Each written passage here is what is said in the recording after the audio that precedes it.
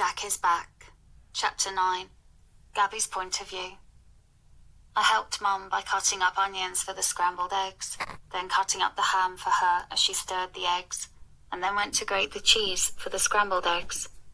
She adds the ham and I get it chopped up into small pieces. She gets it done in record time and sets a small saucer in front of me while she gets the other ladies to help her take it out to the dining hall. She would be back within a few minutes. She is going to stay with me all day. Dad will step in if she has to leave me for any length of time. They have ham steaks, fried potatoes, toast, croissants, scrambled eggs, patty sausage as well as bacon. Bacon is what takes the longest time to cook, but it is really great bacon. Dad is dealing with his work as quickly as he can, as he wants us to be out of here as quickly as possible. Dad is thinking that we should leave tonight, as soon as we get done, on the premise that we are all going out to eat for the night. But since we have never done that before, it could cause suspicion of us trying to leave the pack. Mum wants us to wait until like 5 a.m. to go, because that is something we normally do, is to go early to get stuff for the kitchen, as on Mondays it is back to work at 5 to start breakfast again. So it makes sense that we would be going out on a Sunday, as that is what we normally do each week. I agreed with Mum, and so we planned to just load the truck up right before we left so few people could see us preparing to leave. Dad also thought that it would be easier for us to leave because of the party that they were having and the town hall meeting that was announced this morning for Derek to introduce his mate to the pack. I think the morning is better too, for keeping it secret and telling Dad as such. They would be looking for us if we didn't go to the town hall meeting, so even if we cut out quickly at the end of it, we still needed to attend it. I'm sure that Alpha Monty would be looking for us in the hall for the meeting. I had healed up well from my attack with no visible scars. The scars that I carry from it cannot be seen on the skin, but in my brain and heart. It was a trauma to me, and I am terrified that Jack or his friends will try again soon, because he got no real punishment for what he did yesterday. I'm wearing the leggings that Luna Liz gave me yesterday and a large grey hoodie over them. The hoodie was found in the garbage as well, but the pocket on the front for your hands to be in had been torn about 3/4 of the way across and had been damaged. No one claimed it, and I waited 6 months before I wore it in case of more clowning. But this hoodie was from a warrior, as it was large and down past my hips in length. I cut off the torn pieces so no one would recognize it just in case, and I would have deniability in case Heather got the owner to try to accuse me of stealing it. Dad was with me now as we washed the dishes from breakfast together. The 2 Omegas that usually washed, dried and put away the dishes were now doing my duties of changing out the bed linens, and I knew I was fast from having had to do them for years. But it wasn't fair that I had to do it by myself for the last 5 years, and when I get replaced, it is going to take 2 people to do it. Whatever, it is their problem now, as they are about to be down 3 Omegas anyway. I shrugged and kept washing the dishes. Mum gets the whole chickens in the oven now, so they have time to bake and cool, as she is making chicken enchiladas for lunch. It is Derek's favourite meal, and lunch is more informal. There will be a more formal dinner tonight of pot roasts with potatoes, carrots and onions. There will also be salad and their choice of peas or green beans on the tables too, with yeast rolls. The Luna wanted Derek to feel welcome returning to the pack. But why wouldn't he be? He is about to run it, and he has been treated like a prince for the last 19 years. I helped Mum to chop up the potatoes, carrots and onions into large chunks, and she gets 8 roasting pans together for the first round, as she will need to do this twice to make sure that each table gets one of the roasting pans. Each pan has 2 large seasoned roasts in it, so as soon as she removes the chickens from the ovens and puts them onto a tray to cool, she was going to start with the first round of roasts to cook. We will leave the heat on the second set to let them be ready on time and everything be hot. The kitchen is big and also has heat lamps to keep everything warm. But Mum takes pride in her food and doesn't want to become dried out after sitting for hours under the heat lamps. Lunch is set to be served at 1 p.m. because that is when Derek is supposed to arrive.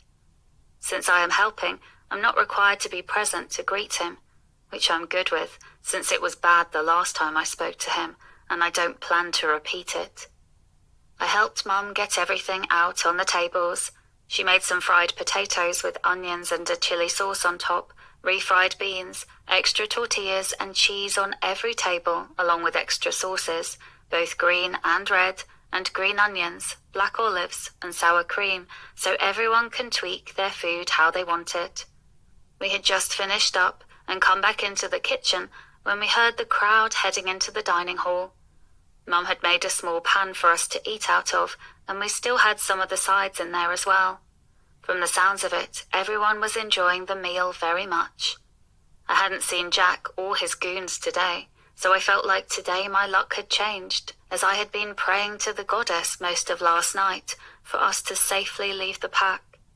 Luna Liz had come in after the meal and thanked my mum for the great meal and told her, "Claire, you have outdone yourself with this meal. It was delicious and everyone enjoyed it. No one makes his favourite meal like you do." Luna Liz then walked up to me and asked, "How are you doing today, Gabby?"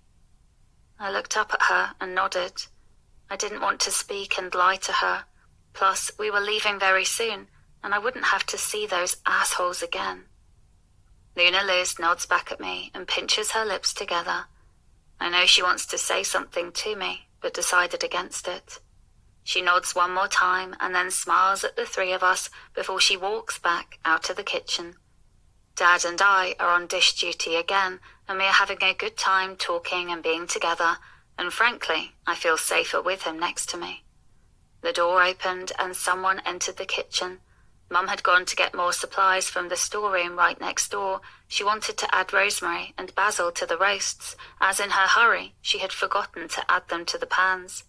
She dried the spices that Dad grew for her and wanted to grab them really quickly, as the roasts had only been in for about 30 minutes now, and she wanted her last meal here to be memorable. A voice spoke out, and it was like nails on a chalkboard, as it was Heather speaking, and she seemed like she was in a bad mood. Oh yes, she just found out that she won't be Luna, and she is pissed. I expected her to yell at me, but she just told my dad that she had been told to report that the large light that covers the patio area was out and needed to be replaced for people to hang out there after the town hall meeting. She was right.